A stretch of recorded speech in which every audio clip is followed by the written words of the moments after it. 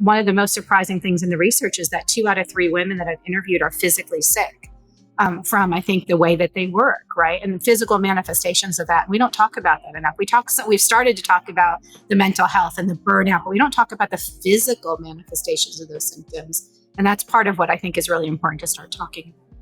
I agree. And I think it really speaks to the way that many of us have been programmed, which is to ignore, to really disconnect from our bodies. And I think in particular, I can't speak for men, but I know for women, a lot of us are taught to kind of live completely here in our heads and to make all of our decisions there and to put the trust in what gets created in and comes out of our head, and to not trust or mistrust what's in our bodies.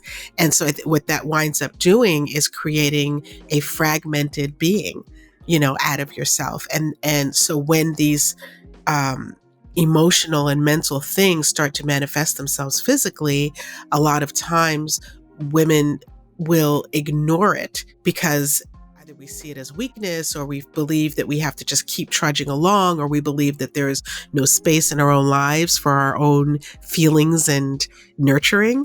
And it really creates this, what I see as this societal issue for women, especially women of color, many women, and especially women of color, where we exist in these places not fully engaged, as ourselves.